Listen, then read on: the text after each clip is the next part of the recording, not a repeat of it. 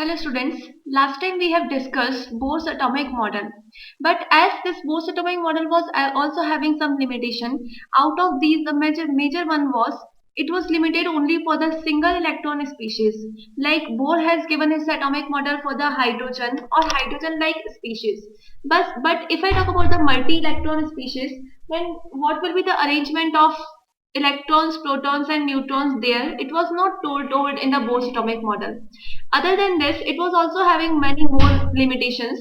So to overcome this, in the year of 1923, a scientist Louis de Broglie, who was a French physicist, he proposed that like the light matter, it also shows dual characteristics. Means sometimes it exhibits the behavior like a particle, while other times it behaves like a wave. So hello students, last time we have discussed about Bohr's atomic model. But since this Bohr's atomic model was also having some limitations, out of these the major one was it was limited only for the single electron species. But as we are having multi-electron species also, so what will be the arrangement of electrons, protons and neutrons in the case of multi-electron species, or what will be the radius, energy or the velocity of electron in a multi-electron system? This cannot be explained according to the postulates given by Niels Bohr. So later on, in the year of 1923, a French physicist, the name was Louis de Broglie, he gave the solution for this, and he explained that that same as light, all the matter they also shows the dual behavior. Means at the same time they exhibit the behavior like a particle as well as they shows the behavior like a wave. And this behavior of matter, the like a particle as well as like a wave, is termed as dual nature of matter. So this was proposed by de Broglie.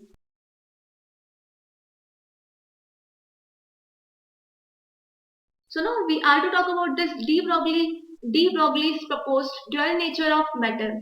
According to this theory, electrons, protons, and even atoms, when in motion, they possess the wave properties as well as the particle nature.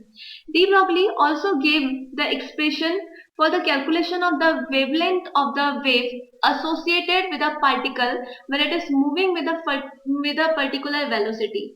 And this relationship between the velocity of the wave associated with this particle is equals to h divided by mv, where lambda is the wavelength associated with particle,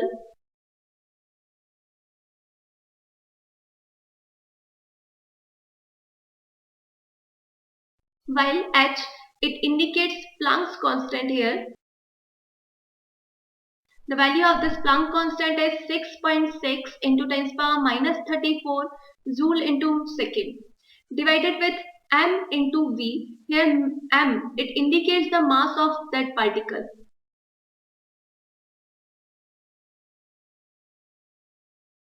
while v, it is the velocity of that particle. So this equation lambda is equals to h divided with mv.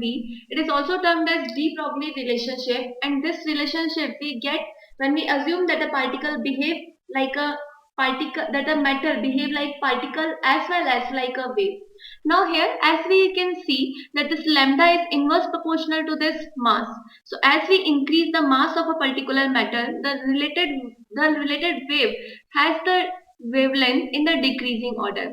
This is the reason that when we talk about the heavier bodies, we cannot find out their wave behavior certainly, because in that condition the wavelength of that wave will be very less to be calculated. On the other hand, if I talk about the lighter particles like electrons or protons, then for these particles where the value of mass is very less, the associated wave will be having very high wavelength, so that so that we can easily assume or we can easily find their wave behavior. Now if we go for the derivation of this relation, like from where we are getting this lambda is equals to h divided by mv, here for the derivation of this we are to assume that at the same time this matter is behaving like a particle as well as it's behaving like a wave. As we assume that this time this matter is behaving like a particle, so the energy associated with this particle can be given from the Einstein equation.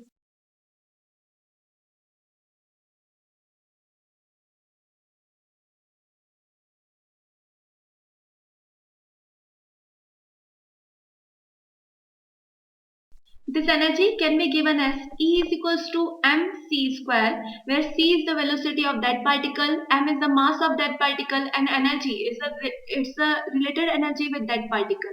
Now, if I assume that this particle is behaving like a wave, then for the wave we can give the relation, we can give the energy of this particle according to Planck's equation, and according to this equation, energy is equals to h mu, where h is the Planck constant and mu is the frequency of that wave. Now, since according to de Broglie, a particle shows simultaneously it behaves like a particle as well as it behave like a wave. So these two energies should be equal to each other. That is equation first and second. Now, according to de Broglie equation, according to de Broglie dual nature, this mc square should be equals to h mu.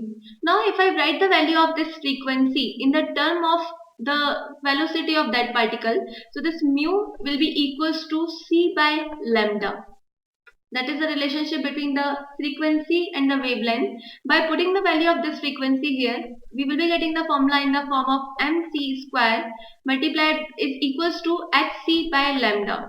On solving this equation, we will be getting mc is equals to h divided with lambda, and since here we are going to calculate the wavelength associated with that particle, it will be equals to lambda is equals to h divided by mv, where mv can be written as the momentum of that particle also, so it can be indicated by the symbol p, and lambda is equals to h divided with p. This relationship with what we have derived by assuming the particle nature as well as the wave nature of that matter is termed as de Broglie equation.